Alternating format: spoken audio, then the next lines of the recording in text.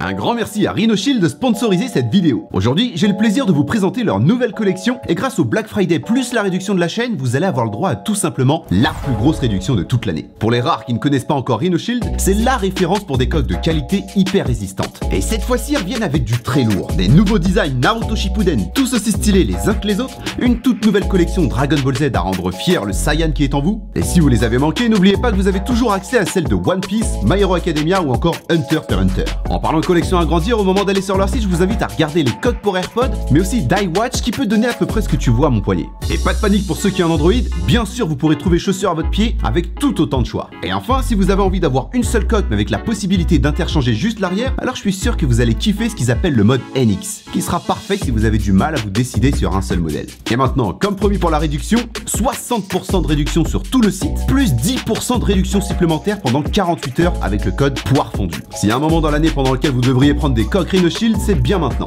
Donc je vous invite à checker tout ça sur leur site avec le lien que je vous mets en description. Vidéo. Avec un personnage aussi badass que Sasuke, il est normal de lui accorder une des attaques les plus puissantes et impressionnantes du manga, le Kirin.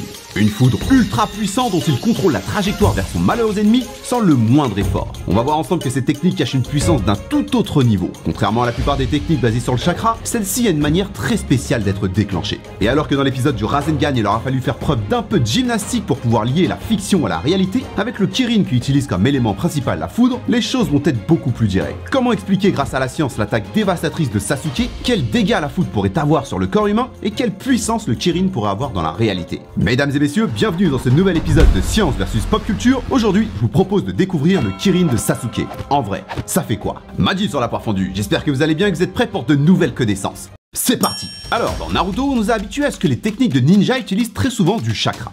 Il va ensuite servir de base à des éléments qui y seront ajoutés. Sauf qu'ici, on est sur quelque chose de très différent. Comme Sasuke le dit lui-même en exagérant un tout petit peu, il ne fait que ramener la foudre des paradis et dirige à peine son pouvoir vers sa cible. C'est cette technique qu'il appelle Kirin.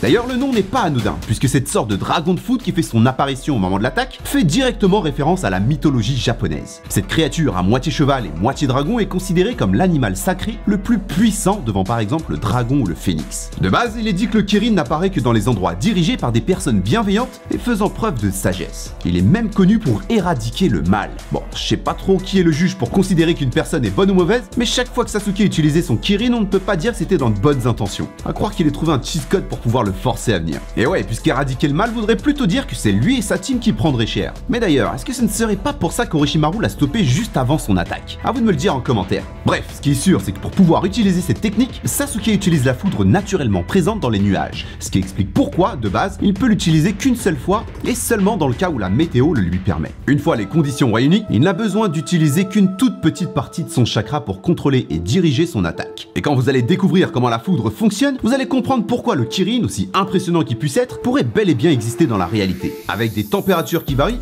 les nuages sont en gros l'accumulation de particules de glace, d'eau et de gaz, au sein de puissants courants d'air qui les font descendre et monter. Une des théories dit que les courants vont faire s'entrechoquer les particules de glace montantes, parce que plus légères, aux gouttelettes d'eau descendantes, parce que plus lourdes. Pendant ces chocs, les gouttelettes vont arracher des électrons aux cristaux de glace, ce qui les chargera négativement et rendra les cristaux chargés positivement. Ça nous donnera alors deux parties bien distinctes dans le nuage, le haut chargé positivement et le bas négativement. Et plus bas, il y a nous, avec toutes sortes de choses, chargées aussi bien positivement que négativement. Sauf que parce que les charges similaires se repoussent, le bas des nuages vont repousser tous les électrons au sol, laissant uniquement une surface de protons, ce qui aura pour effet de créer un champ électrique géant entre le sol et le bas des nuages. Et c'est là que les problèmes commencent. Les électrons pour l'instant complètement transparents influent vers le sol avec une vitesse d'environ 50 mètres par milliseconde. Très vite, c'est au tour des protons de commencer leur ascension. Et au moindre contact, 30 000 ampères et un flash aveuglant qui fait alors son apparition. Et pas que. Une température équivalente à 5 fois celle de la surface du soleil va se créer.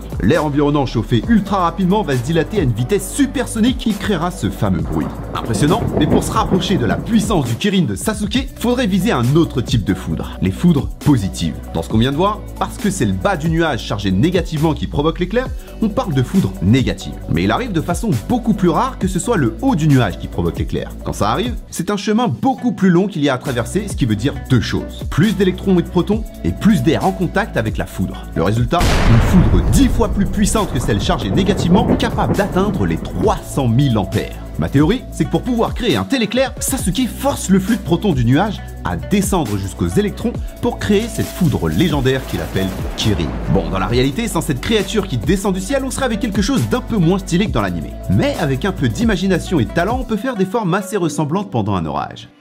Gros point faible de cette attaque, sans orage, pas de Kirin. Mais Sasuke a plus d'un tour dans son sac. Puisque dans le manga, on apprend qu'il existe une autre solution pour forcer la foudre à frapper. Créer de puissantes techniques de feu, comme l'Amaterasu, pour forcer les conditions météorologiques idéales. Et il faut avouer que c'est beaucoup plus badass que les techniques d'invocation de notre monde pour tenter de faire tomber la pluie.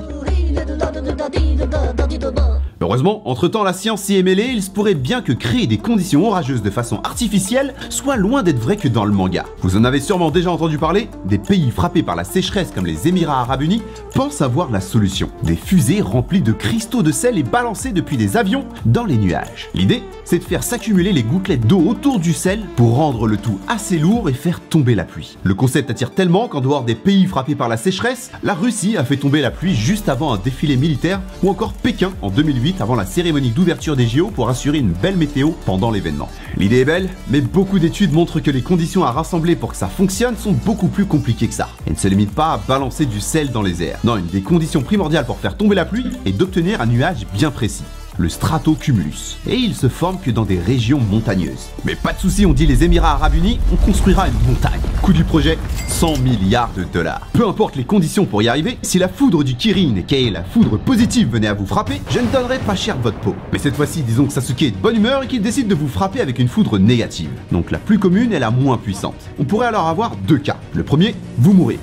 Ouais, je sais, autant commencer par la mauvaise nouvelle. Et malheureusement, c'est le prix à payer pour être frappé par une intensité de 30 000 ampères et plus de 25 000 degrés Celsius. Dans ce cas, votre pauvre cerveau pourrait être complètement cramé en un rien de temps, mais la bonne nouvelle, c'est que la façon la plus commune de mourir d'un coup de foudre, c'est l'arrêt cardiaque. Bon ok, la vraie bonne nouvelle, c'est que la plupart des personnes victimes de la foudre y survivent, entre 70 et 90% en moyenne. Mais survivre ne veut pas dire que ce qui va suivre va être une partie de plaisir. Des blessures profondes par lesquelles le courant électrique passera et vous laissera de très belles brûlures, et si ça vous arrive, ne soyez pas triste. Vous aurez sûrement le droit au tatouage le plus stylé au monde, les figures de Lichtenberg. Des cicatrices dues à l'explosion des vaisseaux sanguins et dont la forme vous rappellera à vie que c'est bien un éclair qui vous a frappé. Malheureusement, ce sera le cadet de vos soucis, vêtements en feu et donc brûlure de votre peau, arrêt cardiaque, dégâts au cerveau, crise d'épilepsie, blessure à la colonne vertébrale et la liste est encore bien longue. Je vous rappelle que ça, c'est pour la foudre négative. Le Kirin de Sasuke étant plus proche de la foudre positive, je vous déconseillerais d'ouvrir votre parapluie s'il se trouve dans les parages, juste pour éviter de finir en victime collatérale. J'espère que cette vidéo vous aura plu. Si c'est le cas, comme d'habitude, pouce bleu. Maintenant, c'est à vous de jouer. Dans Naruto, si vous pouviez choisir le pouvoir d'un élément, ce serait lequel? Dites-le moi en commentaire. Merci encore à Rhino Shield d'avoir sponsorisé cette vidéo et n'oubliez pas le lien en description pour profiter des meilleures promotions de l'année. En attendant, c'est tout pour moi. Je vous dis à bientôt pour de nouvelles connaissances.